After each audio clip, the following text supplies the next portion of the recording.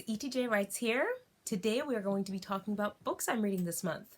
I have 4 outside of my Wayfarer Redemption vlog series, and these 4 are a mix of sci-fi and fantasy.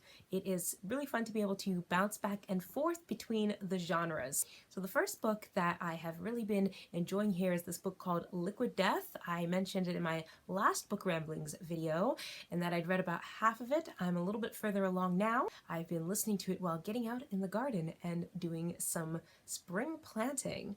Everything that I have been theorizing about the book has been coming together really well.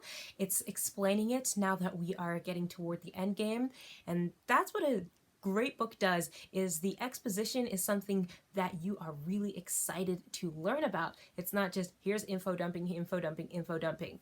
The story was really confusing at first, but the further along we got, the more explanation we were able to have, and the compelling nature of the events that were happening at the beginning just sucks you in so that you don't stop reading, even if you're like, I have no idea what is going on.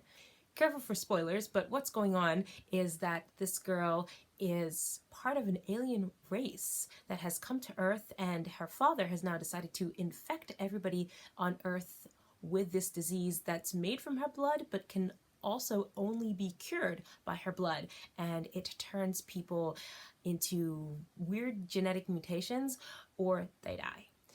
And she has her friend Juan, who seemed to be completely unrelated to everything in the beginning, but now we find out that he's actually her father's servant's sister's half son. Well, half human son, because he's half alien as well. It's kind of funny when you read it in the book, and they definitely made a point to stress that. And both these children, well, I guess they're young adults, but they've gone through a lot of trauma in their lives, and they're just now learning how to fight back, while at the same time struggling against the fact that it seems completely hopeless. They've been stuck in this all their lives, and really the only reason they're even being able to fight back is because they're growing to an age of maturity where their powers are starting to overtake the people who have been abusing them all this time. I think this is going to have a really fun climactic ending, and I'm looking forward to what happens when we get there. The next story I'm reading is Elyssia. I'm not sure whether this is sci-fi or fantasy. It seems to be a mix of both. It could be a sci-fi world that's so advanced that we perceive it as fantasy, or it could be a fantasy world that's so nitty-gritty in the details that we could perceive it as sci-fi. It's one of those that kind of teeters on the edge between the both of them. I don't know if I'm enjoying it. I'm only 18% through, so I can't say for certainty whether this is something I'm going to eventually love. But right now, I'm struggling with it. I will finish it, because you know me, I don't DNF, but it's not really capturing my interest in the way that Liquid Death did. The events all happen so quickly that I'm struggling to really enjoy them. I feel like I'm playing a video game where instead of enjoying the side quests, we are just rushing right through the main quest with no thought taken to just stop and enjoy the scenery and smell the roses.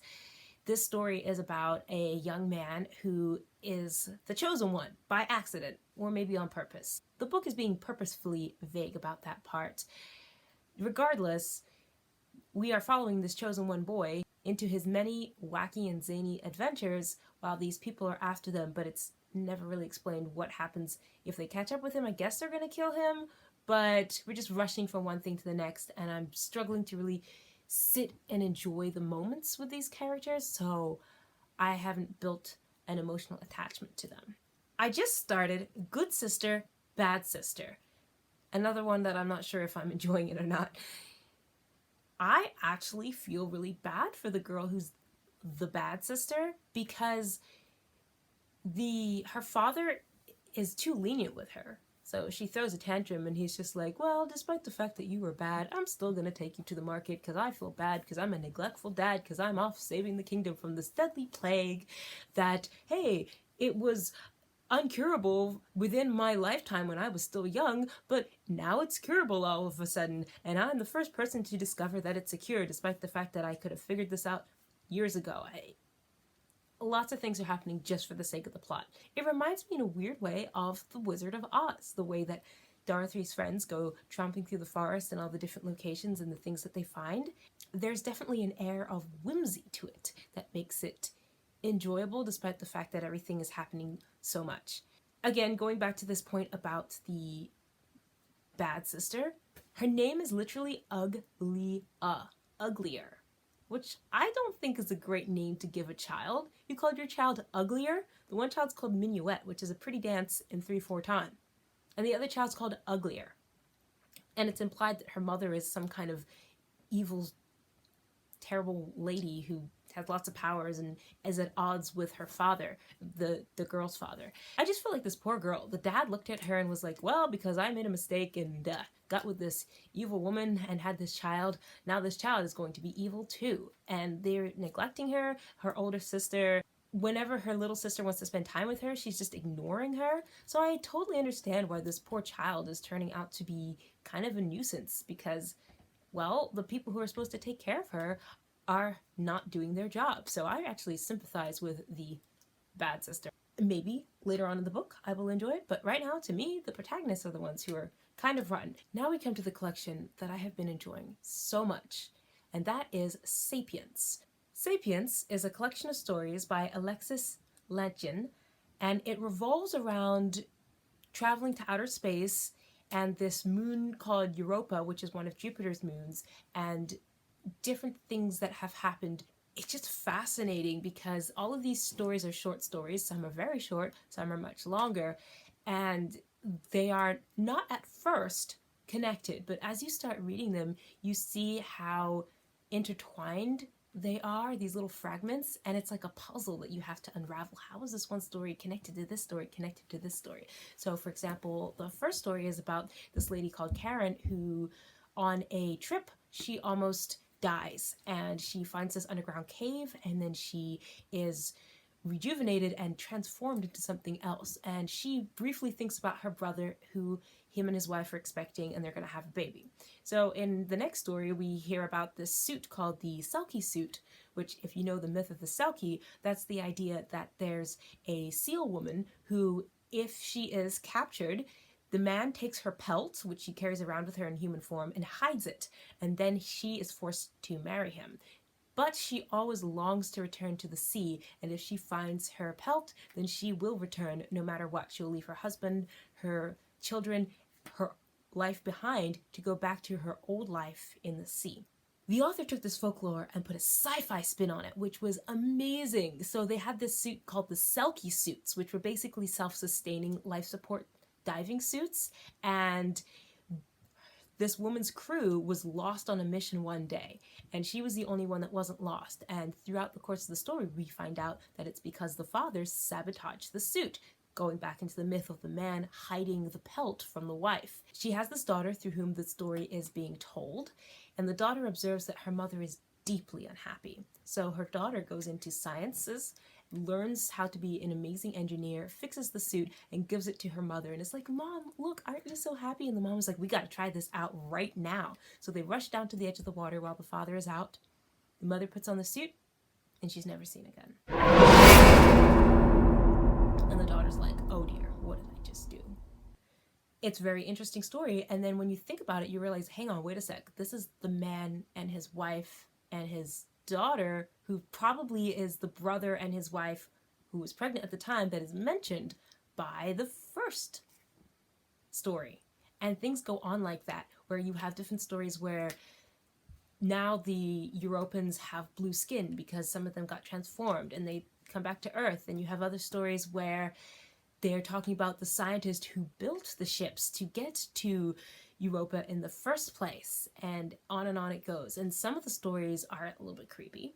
Some of them are amazing, like the first one's like the joy of discovery, just classic sci-fi. It drew me in and hooked me. Some of the stories are really sad. There was one where it was about these two people who created this AI and were basically its parents, and the way that story ended, it was just, my heart was dropping lower and lower and lower and lower until we got to the end. I think it would be a perfect short film. There was another one that was extremely disturbing, and it was about one young man who was falsely accused of doing something he didn't do. And the whole neighborhood captured him and threw him over a tree, if I can say it that way. And the author seems to have very specifically taken care to write the story in a historically accurate context. And by that I mean a bonfire where something terrible happens and it's celebrated by the people, which was not, shall we say, a super common occurrence, but common enough that we have lots of pictures in government archives of that exact same thing happening in the United States to certain people just because of who they were. And it's very disturbing to read, because the more you listen to it, I've been listening to it on my iPhone, the more you listen to it, the more you realize that this is directly taken from something that actually used to happen in America's history. But then the author does a little twist with it, which I kind of saw coming, which is the Romeo and Juliet twist. And if you know Romeo and Juliet, you know what I'm talking about, what happens right at the end. Only this time, it's not both of them that die, and I think that makes it almost more tragic. And this story is told from the perspective of the sister of the girl who falls in love with the boy who is hurt by the neighborhood. So that story was extremely disturbing because of the fact that it was drawn from real life.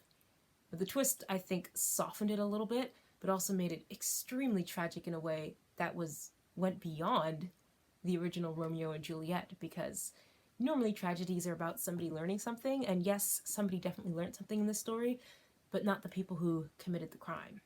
All that to say, this short story collection has really stuck with me. I am enjoying it. It's really making me think. Some of the stories, yes, they're very disturbing, and some of them are fantastically amazing to listen to. It's got that dark sci-fi edge to it that makes sci-fi worthwhile and really sparks your imagination in a lot of different ways. So this story collection, I'm in love with it already. I will continue to listen to it, and I'm really, really interested to find out what the conclusion is, because there doesn't seem to be a specific conclusion the author is building toward, but I feel like by the end of this, I will be able to pinpoint the themes. One seems to be emerging already, but I'm going to wait till I finish listening to it to make my final pronouncement. Well, there you have it. That is what I have been reading this month, and what I'm going to continue to read, and hopefully next month I will have that finished and move on to a whole new batch of books. I did finish the Knight's Ransom books that I talked about last time.